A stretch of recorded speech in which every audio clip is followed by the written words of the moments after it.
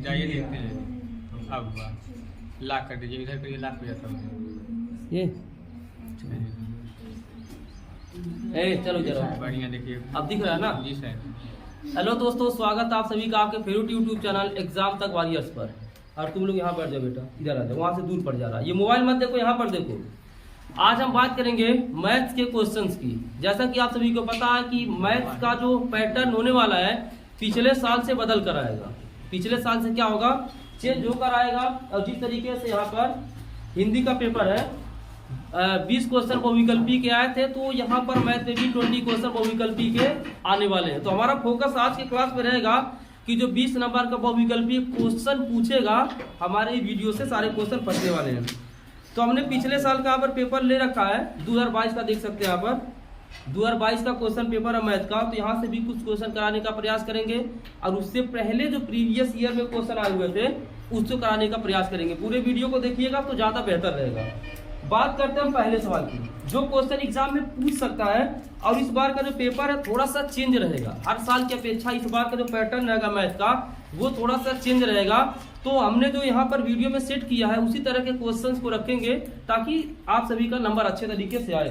पहला क्वेश्चन है, यदि 2y, क्वेश्चन लिखते रहो बेटा तुम लोग भी। पहला क्वेश्चन यहाँ पे लिखेंगे मैथ्स क्लास 10 और यहाँ पे बात करेंगे जो मैथ क्लास 10 है।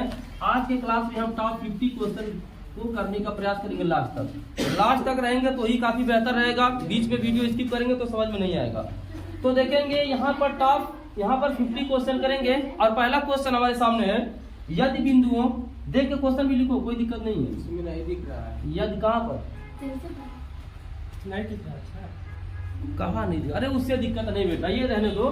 मैथ क्लास 10 ये दिख रहा है ना, इसको लिखो। तो यदि बिंदुओं, हमारे साथ साथ ही चल रहा है, ठीक है ना। यदि बिंदुओं 3y, यदि बिंदुओं 3y और 7 4 के बीच की दूरी, 7 4 के बीच की दूरी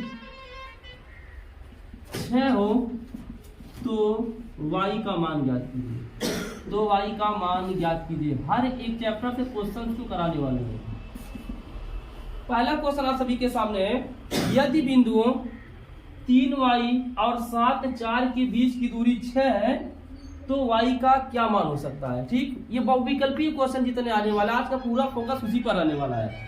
तो ध्यान से देखेंगे ये चैप्टर ये निर्देशांक ज्यामिति, हम टॉप 50 क्वेश्चन का ध्यान रखिएगा, यहाँ से क्वेश्चन पक्का एग्जाम में आने वाले हैं। हमने निर्देशांक ज्यामिति को पढ़ा है, दो बिंदुओं के बीच की दूरी का फार्मूला लगाओ, बैठ के इसको बैठा दो। तो दो बिंदुओं के बीच की दूरी का फार्मूला क्या होता है, इसको हम देखने वाले हैं। तो डायरेक्टली फार्मूला आप सभी को पता है कि होता है दो बिंदुओं के बीच की दूरी का x2 - x1 का whole square plus y2 - y1 का होल स्क्वायर, और वो पूरा कड़ी के अंदर आता है। कल फार्मूला लिखवाए थे। तो यहाँ पर देखेंगे दो बिंदुओं के बीच की दूरी का सूत्र, दो बिंदुओं के बीच की दूरी। तो दो बिंदुओं के बीच की दूरी, ध्यान से देखिएगा, हमने ट्रिक बताया था। यहाँ पे कहीं लिखा रहा है, लिखा रहा है, चाहे हो लिखा रहा है, वह बराबर के उधर रहता है। तो यहाँ कितना लिखा हुआ है, 20 की दूरी 6 है, तो सबसे पहली बात है बराबर 6 लिखते हैं। ठीक, और बीच की दूरी का सूत्र होता है हमारे सामने x2 - x1 का होल स्क्वायर और प्लस y2 - y1 का होल स्क्वायर, और बराबर यहाँ पे 6 दे रखा है। कोई दिक्कत नहीं होनी चाहिए। इसको मानेंगे x1, इसको मानेंगे y1। तो हमारे सामने बेटा x1 हो गया 3, यहाँ लिख देते हैं। x1 कितना हो गया 3, y1 कितना हो गया y, x2 कितना हो गया 7 और y2 कितना हो जाएगा 4। सवाल को चेंज करके बताएंगे, हल्का सा टफ क्वेश्चन बताएंगे। इजी लेवल का क्वेश्चन देखो, ये डायरेक्टली नहीं इस बार पूछेगा कि इसके बीच की दूरी ज्ञात कीजिए। सवाल को घुमाया हुआ है, बीच का दूरी ऑलरेडी 6 दिया हुआ है। तो अगर ऐसा क्वेश्चन पूछे बीच का दूरी 6 दिया है तो वो बराबर के उधर रहेगा, ठीक है ना। और यहाँ पर हमने सेट कर दिया है। अब यहाँ पर क्या हो जाएगा, x2 का वैल्यू कितना है 7 है, 7 रखेंगे, माइनस x1 का वैल्यू कितना है 3 है, 7 में 3 का होल स्क्वायर, प्लस y2 का वैल्यू कितना है 4 है, माइनस y1 का वैल्यू कितना है y है, इसका होल स्क्वायर बराबर 6। अब यहाँ पर सबसे बड़ी समस्या है कि कर्ली को कैसे सॉल्व करेंगे। तो ये सबको पता होना चाहिए, कर्ली हटाने के लिए दोनों पक्षों का क्या करते हैं, वर्ग करते हैं। तो जब वर्ग करेंगे तो ये कर्ली यहाँ पे क्या हो जाएगा, कैंसिल हो जाएगा। तो क्या बचेगा, 7 - 4 3 का होल स्क्वायर प्लस 4 - 5 का होल स्क्वायर बराबर ये 6 का भी स्क्वायर करेंगे तो ये 36 हो जाएगा। कितना हो जाएगा, 36 हो जाएगा। अब ये यहाँ पे 2 रखेंगे, 7 में से 3 जाएगा 4 होगा बेटा, 4 का होल स्क्वायर प्लस इसको a - b के होल स्क्वायर से तोड़ देंगे। तो a स्क्वायर मतलब 4 का स्क्वायर फिर प्लस y का स्क्वायर फिर हमारा 2 लिखकर इसका गुणा। अब उधर हमारे सामने बच जाएगा 36। तो 4 के स्क्वायर करेंगे, 4 चौके 16, यहाँ भी 4 के स्क्वायर 4 चौके 16 प्लस y स्क्वायर माइनस 2 चौके 8y बराबर 36। ये हमको लग रहा है ये द्विघात समीकरण बनने वाला है। तो y स्क्वायर है माइनस 8y है, ये 16 16 32, ये प्लस 36 इधर आकर माइनस 36 बराबर हो जाएगा 0। तो y स्क्वायर यहाँ तक दिख रहा है ना, माइनस 8y माइनस 36 में से 32 जाएगा तो माइनस 4 बराबर 0। अब यहाँ देखेंगे ये साफ साफ क्या बन चुका है, द्विघात समीकरण बन चुका है। गुणा करने पे 4, जोड़ने या घटाने पर 8 आना चाहिए। तो अब ये द्विघात समीकरण बन चुका है, तो इसको द्विघात समीकरण से सब लोग क्या कर लेना है, सॉल्व कर लेना है। लेकिन ये आसानी से नहीं आने वाला, क्यों, ऐसा कोई अंक ही नहीं है कि मल्टीप्लाई करने पे 4 है, गुणा करने पर 8 है। तो वहाँ पे कौन सा फॉर्मूला लगाएंगे, श्रीधराचार्य विधि लगाएंगे। x बराबर -b plus minus √b square minus 4ac upon 2a, यहाँ लगाएंगे, जो आएगा वही हमारा क्या हो जाएगा, आंसर हो जाएगा। बता देते हैं, यानी जहाँ a है वहाँ y स्क्वायर इक्वल 1 है ना, 1 रखना है, जहाँ b है वहाँ -8 रखना, और जहाँ c है वहाँ पर रखना -4। ये हमारा करेक्ट आंसर होगा। यहाँ से इसको निकालना है, चलो रख ही देते हैं। यहाँ पे माइनस है ना, यहाँ भी माइनस है, तो minus plus 8 plus minus √b square, बेटा b का -8 है, इसका स्क्वायर करेंगे 8 8 हम 64 हो जाएगा, -4ac 4 गुणे a का मान यहाँ पे दे रखा है 1 और c का मान दे रखा है -4 बटे 2a, 2 गुणे a का मान 1 आ चुका है। तो ये ऐसे भी सवाल एग्जाम में आ सकता है, ये दे देगा, कहेगा श्रीधराचार्य विधि से सवाल को सॉल्व करिए। तो एक सवाल में कितने सवाल बन चुके हैं, 2 में भी ये सवाल भी दे सकता है इसी तरह से, और बोल दे श्रीधराचार्य विधि से लगाइए। तो ऐसे a b और c का मान निकाल कर इसको सॉल्व करेंगे। तो जाएगा 8 प्लस माइनस 64 और 4 चुके 16 बटे 2 करने 2, तो 8 प्लस माइनस 64 16 6 4 10 6 80 बटे 2 हो जाएगा। ये हमारा क्या हो जाएगा आंसर। 80 को तोड़ेंगे तो और आंसर आएगा, ये हमारा राइट हो। जल्दी से इसको नोट करो, 1 मिनट का समय है।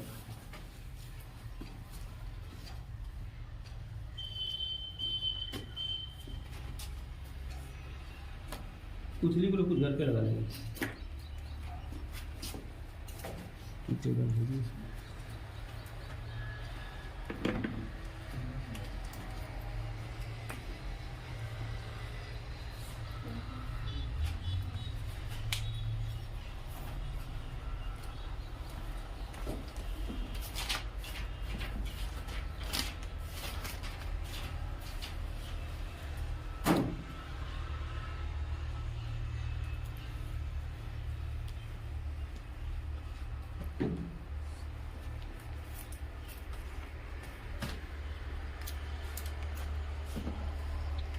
लगा लो, इसको मिटा रहे हैं, कर लेने का दिमाग में बैठा लो, स्क्रीन शॉट इसका ग्रुप में भेज देते।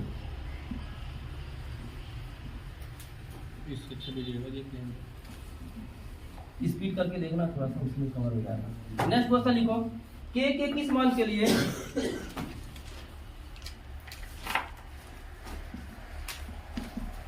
के किस मान के लिए के किस मान के लिए बिंदु k-1 बिंदु k-1 के किस मान के लिए बिंदु k-1 2 1 तथा 4 5 एक ही रेखा पर होंगे। सवाल लिख लो, सॉल्यूशन देखो, उसको घर पे सॉल्व करना, ठीक है ना, ये नहीं कि यहीं पे लगो लगाओ।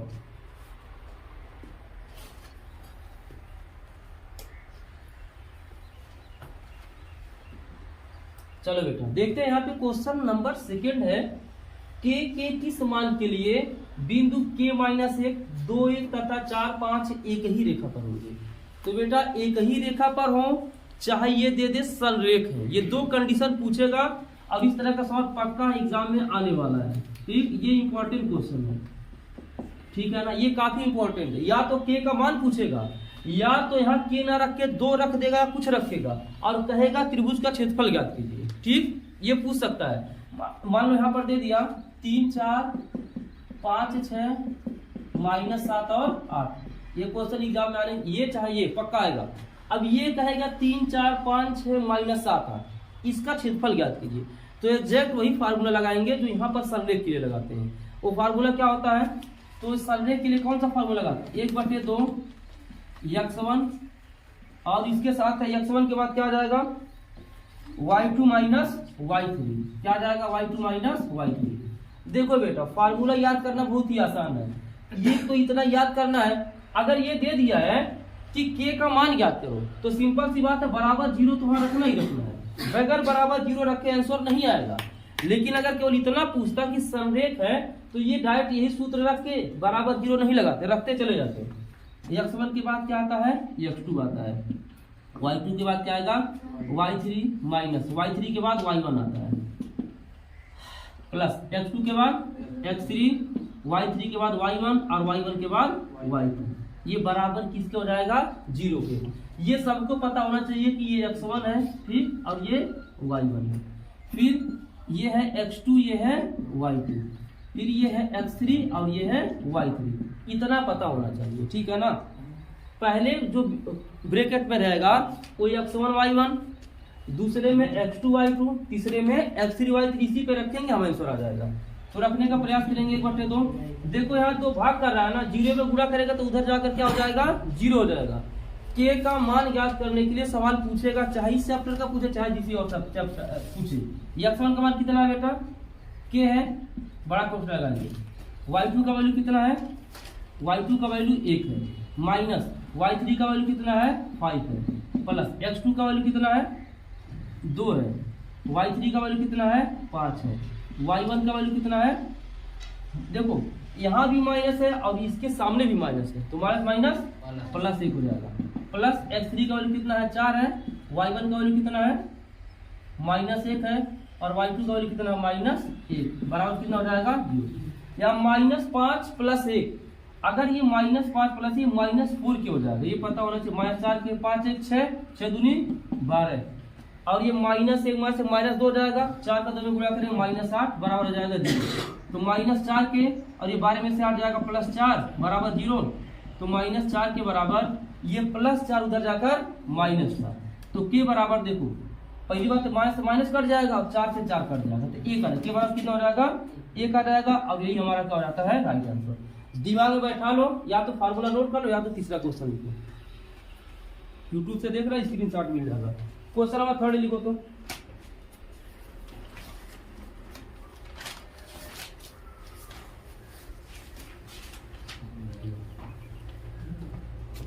दिमाग बैठा लिए, एक लाइन फार्मूला भर नोट कर लो मन करे तो।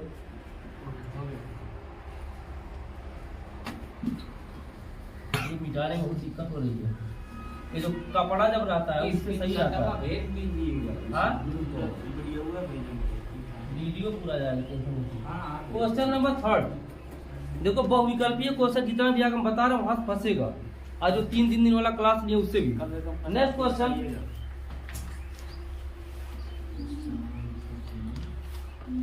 क्वेश्चन नंबर 3 ये कह रहा है 1 - tan² 45 डिग्री अपान 1 + tan² 45 डिग्री, इसका मान कितना हो। केवल क्वेश्चन लिखना है, सॉल्व घर पे करना, ध्यान रहे।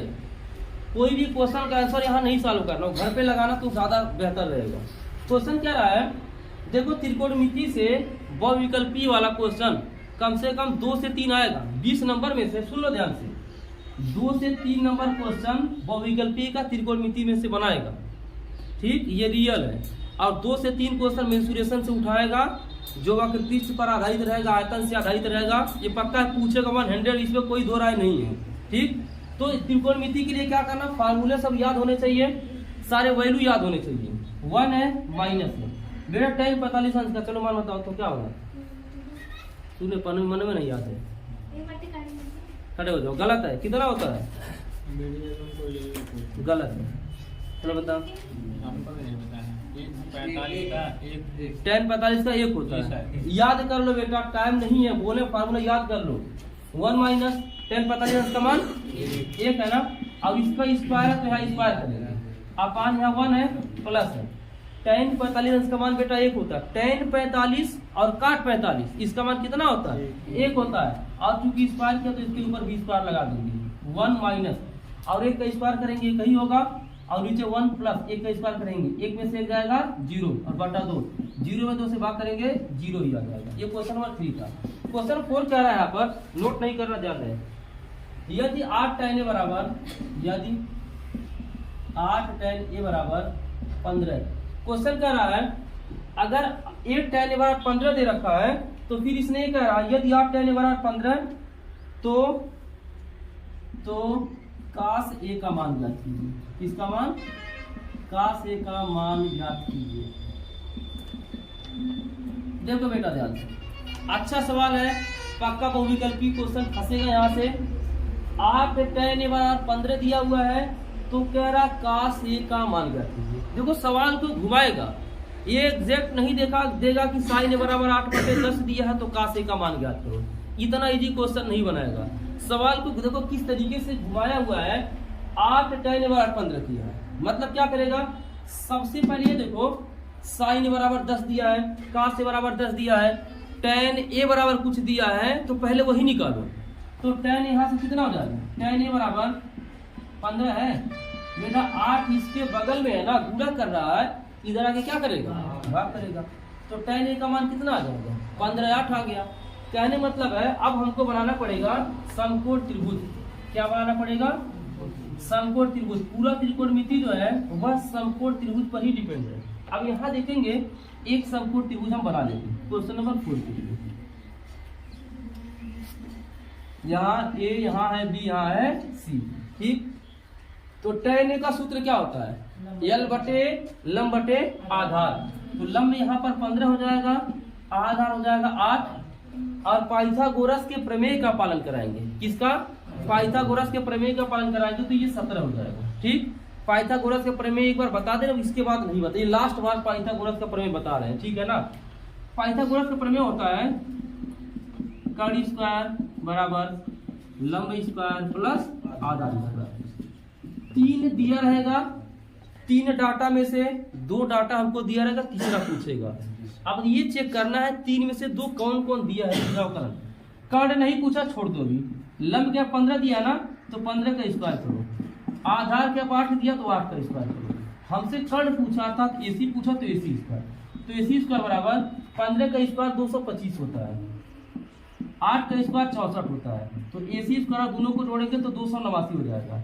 तो AC बराबर, ये पतंग कंसेप्ट यहाँ लगाएंगे, स्क्वायर इधर आके करड़ी के अंदर आकर 289 और 289 का कितना होता है? 17 होता है, जो तो हमने पहले ही बता दिया था 17 आएगा। जैसे 2 3 के साथ 4 आता है, 2 दूना 4, 3 3 9, नहीं 3 4 5 आता है, एक कंसेप्ट, एक 5 12 13 आता है, एक 8 15 17। ये दिमाग में रहना चाहिए, ठीक है ना, क्योंकि बहुविकल्पीय क्वेश्चन में हमको ये पूरा यहाँ पे पोथा नहीं सॉल्व करना, हमको सेट करना है। अब tan 15/8 ये आ चुका 17। अब ये करें काश a का मान ज्ञात करिए। तो काश a का फार्मूला क्या होता है? जल्दी बताओ। काश a बराबर आधार बटे कर्ण, तो a बटे k। तो बेटा आधार कितना है? 8 है, और कर्ण कितना है? 17। आंसर आ गया। अब यहाँ से साइन a भी अगर पूछ लिया तो बेटा साइन a क्या होता है? लंब बटे कर्ण। तो बेटा लंब 15 हो जाएगा और कर्ण कितना हो जाएगा? 17। लेकिन रुक जाओ रुको, एक और कंसेप्ट यहाँ पे समझ लो। अगर क्वेश्चन को घुमाना चाहेगा ना तो क्वेश्चन को अच्छे तरीके से वहां पे घुमाएगा। यहाँ पे घुमाकर क्वेश्चन ये पूछ सकता है, यहाँ पे दिख रहा है क्वेश्चन घुमा सकता है। ये यहाँ का से पूछा है ना बेटा, यहाँ पर का से सी भी पूछ सकता है। क्या पूछ सकता है? का से सी। जब का से सी पूछेगा तो देखो अभी यहाँ से ले रहे थे ए से ना, तो ये लंबादार हो रहा था। जब ये इस चीज को एग्जाम में ध्यान रखना, कोई ना क्वेश्चन इसे घुमाएगा तो फंसोगे तो समस्या आएगी। का सी हो जाएगा आधार बटे कर्ण। तो यहाँ से जब लोगे तो आधार ये 15 हो जाएगा और कर्ण नहीं बदलता है, कर्ण वही रहेगा, ठीक। समझ लो। उसके बाद क्वेश्चन 5वें की तरफ आएंगे। ये दोनों क्वेश्चन नोट कर लो, चौथा और इसका पांचवा लिख लो।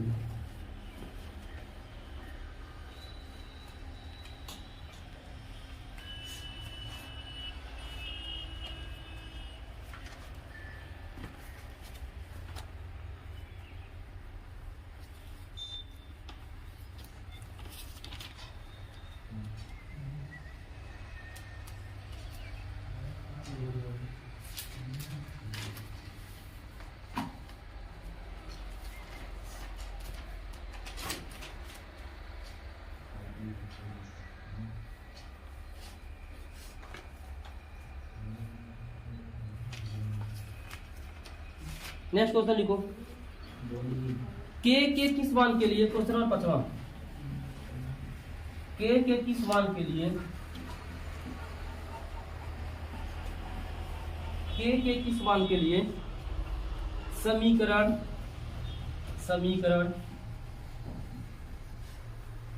के किस मान के लिए समीकरण 3x माइनस वाई प्लस 8 बराबर 0 और 6x माइनस के वाई बराबर minus 16, 3x minus Y plus 8 बराबर 0 और 6x माइनस के वाई बराबर माइनस 16 समपाती रेखाएं निरूपित करते हैं। समपाती रेखाएं निरूपित करते हैं। बेटा ध्यान से इस सवाल को देखना, अच्छा सवाल इस बार है। के का मान ज्ञात करने वाला सवाल पक्का पूछेगा 100%।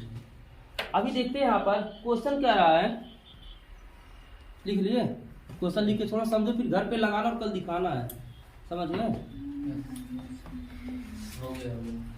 अब देखो ये कहाँ चला गया जी, मेरा माइक कहाँ चला गया है, आग लगाया। 3x माइनस वाई है यहाँ पर है, माइनस वाई प्लस 8 बराबर 0 और 6x माइनस के वाई बराबर माइनस 16 संपाती रेखाएं निरूपित करते हैं। देखो इधर नींद लग रही है उसको, संपाती रेखाएं निरूपित करें और चाहे अनेक हल रहे, ये बात वही है। ठीक, दो चीज दिमाग में रख लो बेटा, दोनों के लिए फार्मूला एक ही लगेगा, संपाती रेखाएं रहें और अनेक हल रहेंगे तो फार्मूला वही लगेगा, a1 upon a2 is equal to b1 upon b2 is equal to c1 upon c2। तो सबसे पहले पता लगा कि a1 b1 इसमें से है कौन, जो x का गुणक होता है वो a1 होता है, a1 बराबर 3, b1 बराबर जो y के बगल में है माइनस 1, c1 बराबर 8। अब ये मत कहना सर माइनस 1 कहाँ से आ गया, या y के आगे माइनस है तो मास लगाएंगे, तो y का गुणांक यहाँ पर 1 है, जहाँ कुछ नहीं है तो वहाँ 1 है। अब यहाँ a2 करेंगे, a2 बराबर कितना हो जाएगा 6, b2 बराबर y के बगल वाला माइनस के और c2 बराबर कितना हो जाएगा माइनस 16। लेकिन ध्यान रखना c1 बेटा यहाँ पर ये माइनस 16 इधर कितना हो जाएगा प्लस 16, क्या हो जाएगा प्लस 16, तो c2 बेटा 16 रहेगा। ठीक, मतलब कहने का ये है कि ये जो हमको सिर्फ a1 b1 एक साथ चाहिए, उधर है तो उसको इधर करके सेट कर लो, ऐसे माइनस 16 उधर था ना, जब बराबर की इधर लाएंगे तो प्लस 16 हो जाएगा। अब यहाँ पे क्या करा, संपाती रेखाएं, क्या है संपाती रेखाएं, तो इनके लिए फार्मूला लगाएंगे। यहाँ पे संपाती रेखा तो क्या लगेगा, a1 by a2 is equal to b1 by b2 और is equal to c1 upon c2। बेटा संपाती रेखा तो एग्जैक्ट ये फार्मूला हमको सेट करना है और आराम से किसका माना जाएगा, k का माना जाएगा। a1 का वैल्यू कितना दिया 3 दिया है, a2 का वैल्यू कितना दिया 6 दिया है, b1 का वैल्यू -1 दिया है, b2 का वैल्यू माइनस के दे रखा है, c1 का वैल्यू 8 है, c2 का वैल्यू 60 है। ठीक, इन दोनों को लेकर चलेंगे, चाहे इन दोनों को लेकर चलेंगे, k का मान पक्का आ जाएगा। 3/6 is equal to -1 upon -k को लेकर चलेंगे, तुम जहां मैं वहां, माइनस से माइनस कट जाएगा। अब इसको इसका गुणा कर दो और इसका इसमें कर दो, 3 का k में 3 के और 6 1 जा 6, तो k बराबर 6, 3 मल्टीप्लाई जरा के डिवाइड करेगा, 3 1 3 3 दूना 6, तो k का मान आ जाएगा 2 और यही हमारा हो जाएगा फार्मूला। बस नोट करके फिर आगे चलेंगे, क्वेश्चन नंबर इसका 6 है, तो जल्दी करो, जितना तेज लिखना उतना तेज लिख लो। हो गया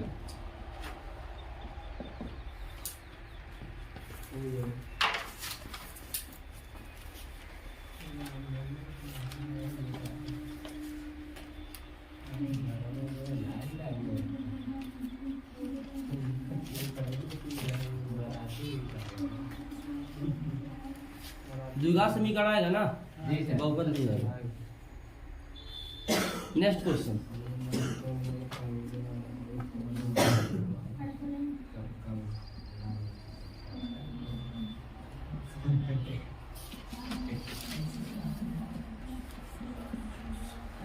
एग्जाम टाइम नहीं ना सो रहे थे जी? कौन सा? तुम्हें सो गए थे, बिस्कुट आया था।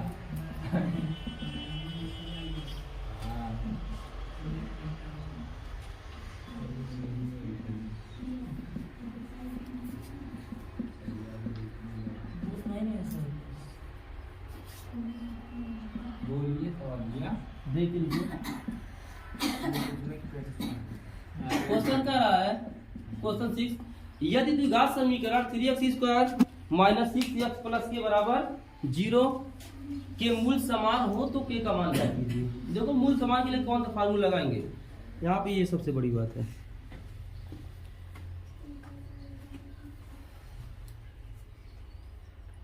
घर पे लगा लोगे ना। देखो सारा बहुविकल्पी को हर एक चैप्टर से करा है ताकि फंसने के चांसेस ना रहे। ये 20 नंबर तुम लोग आजकल में हम एकदम कवर करा देंगे। यदि द्विघात समीकरण 3x² माइनस 6x प्लस के बराबर 0 के मूल समान है तो के का मान ज्ञात कीजिए। हम यहाँ पे रखेंगे फार्मूला विविधकर डी का। किसका रखेंगे? विविधकर डी का। विविधकर डी बराबर क्या होता है? विविधकर डी बराबर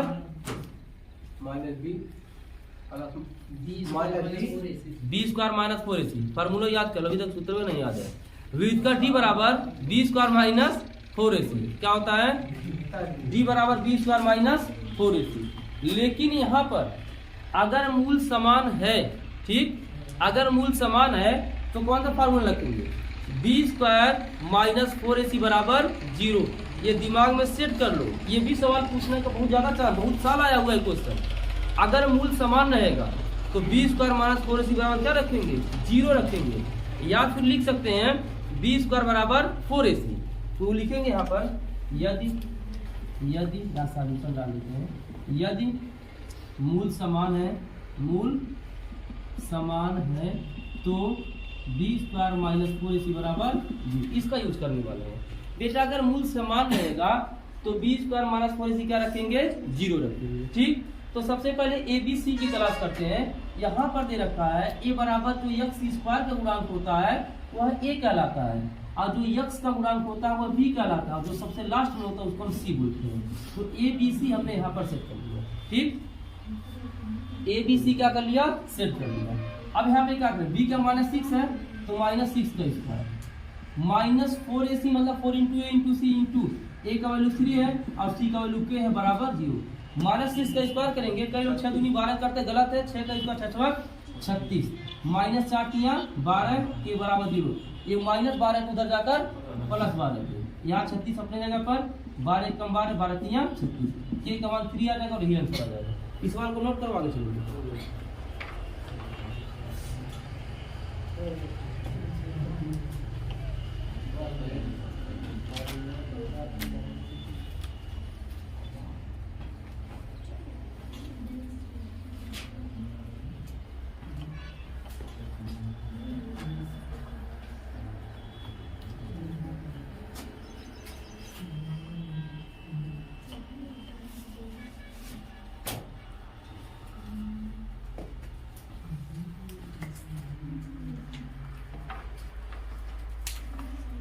चलो क्वेश्चन 7वां।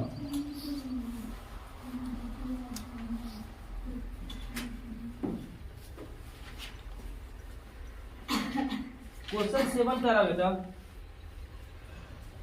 देखो ये क्वेश्चन दो, ये अति लघु बहुविकल्पी हो गया। अति लघु उत्तरीय दे रहा पेपर में इस समय नहीं दे रहा है। बहुविकल्पी 20 नंबर होगा, उसके बाद बस ये डायरेक्ट दे रहा है number wise question. Number wise question तो छोटा नंबर जैसे बहुविकल्पी 2 नंबर का हो गया, उसके बाद क्वेश्चन चाहे 4 चाहे 6 से रैंडमली दे देता है।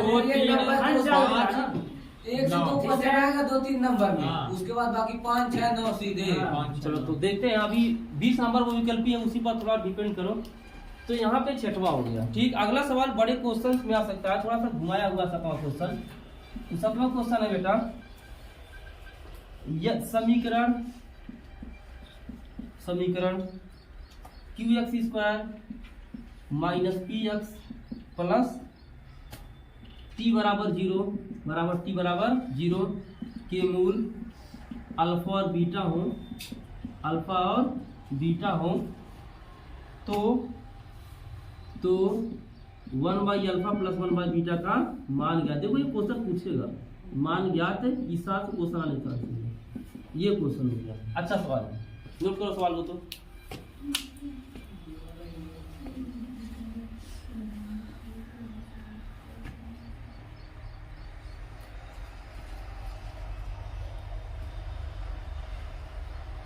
बहुत अच्छे दिख रहा है,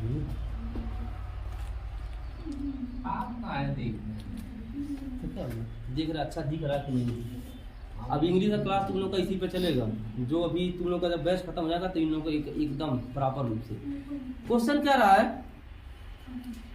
समीकरण qx² minus px plus t बराबर 0 के मूल अल्फा और बीटा है, तो इसका मान ज्ञात करो। दोगे इस सवाल से हम 3 से 4 क्वेश्चन नया बना रहे हैं, ठीक है ना। कैसे कर सकते हैं सवाल को, ध्यान से बेटा बोर्ड पे देखो।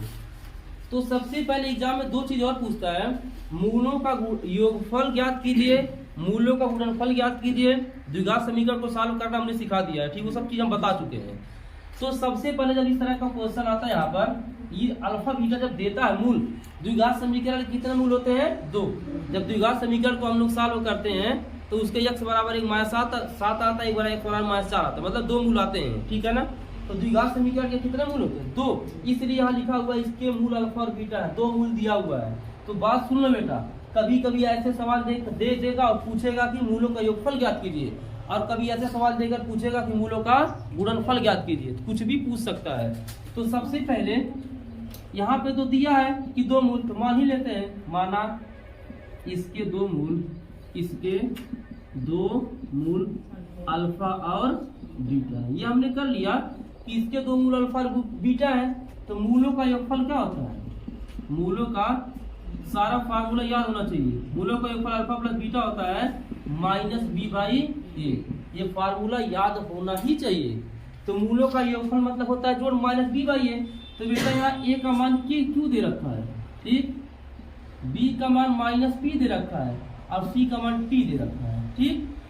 तो अल्फा प्लस बीटा बराबर -b/a दिया है, b की जगह -p है और एक माइनस यहाँ पर है, तो माइनस प्लस p हो जाएगा, और बेटा a की जगह पर q है तो p/q हो जाएगा। तो मूलों का योगफल जो अल्फा प्लस बीटा आ चुका है वो आ चुका है p/q। लेकिन यहाँ पर बात करेंगे मूलों का गुणनफल, क्या बात करेंगे, मूलों का गुणनफल अल्फा बीटा हो जाएगा c/a। बेटा c का मान दे रखा है t और a का मान दे रखा है q, तो t/q हो जाएगा मूलों का गुणनफल। अब यहाँ पर आते हैं, अगर इसने सिर्फ यही पूछा रहता कि मूलों का योगफल और गुणनफल ज्ञात कीजिए, तो हमारा आंसर ये होता। लेकिन सवाल में उसने ये ना पूछकर इसका मान पूछा है। लेकिन हमको एक प्रॉफिट यहाँ से हो चुका है कि alpha plus beta, alpha beta का मान हमको पता है, ठीक है ना। अब आते हैं हम सवाल की तरफ। नाउ माने अब 1/अल्फा प्लस 1/बीटा क्रॉस मल्टीप्लाई करें। अल्फा बीटा पे सवाल बनता है, हर साल बनता है, इस साल भी चांसेस है। सवाल को कभी कभी और कॉम्प्लिकेटेड अर्थात कठिन कर देता है। अल्फा के में गुणा करेंगे अल्फा, बीटा के में गुणा करेंगे बीटा, बटे अल्फा का बीटा में अल्फा बीटा। बेटा अल्फा प्लस बीटा का मान कितना आ चुका है, p/q, अपान अल्फा बीटा का मान कितना आ चुका है, t/q। अगर दूसरा वाला और चौथा वाला सेम है, देखो 1 2 3 4, तो ये कट जाता है, ये कट जाएगा, तो p ऊपर बचेगा, t नीचे बचेगा, और ये हमारा क्या हो जाएगा। सवाल पूरा कंप्लीट करो जल्दी से।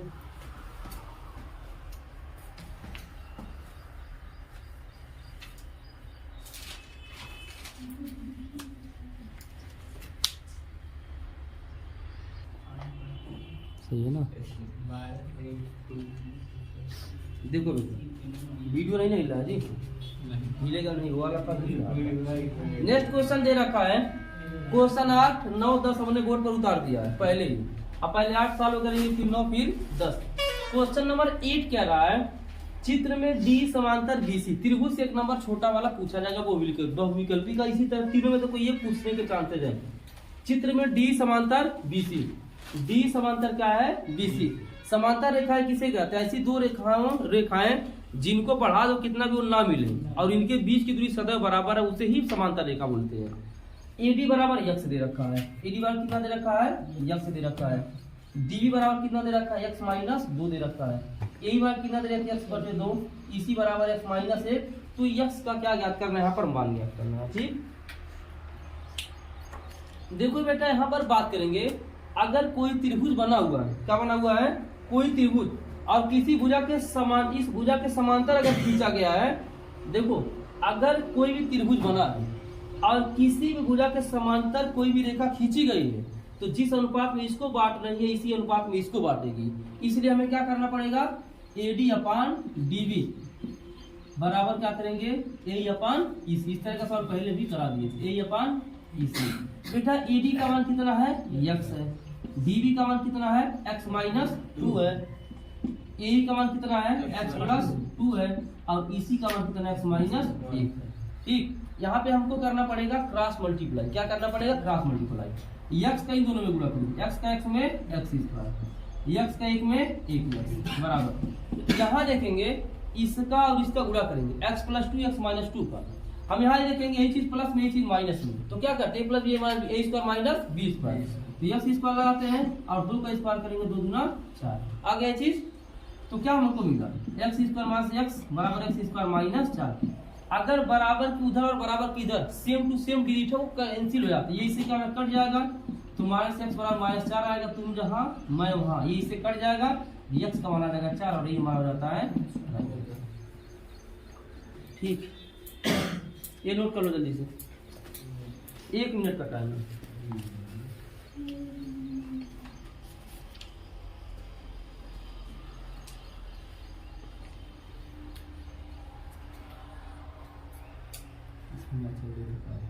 किसी पे रहा है वैसे संन्यास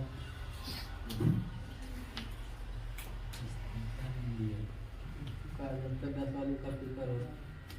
इसका 10 वाले का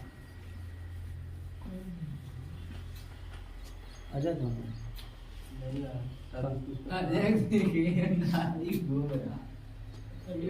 नहीं आ पासी पर बैठे घूम रहा था हमारे यहाँ। दवा करा गया। अरे मैं घूमे भी ना।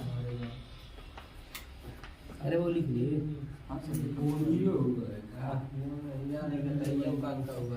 चलो क्वेश्चन पूरा लिख लो। क्वेश्चन नंबर देखते हैं, क्या रहा है?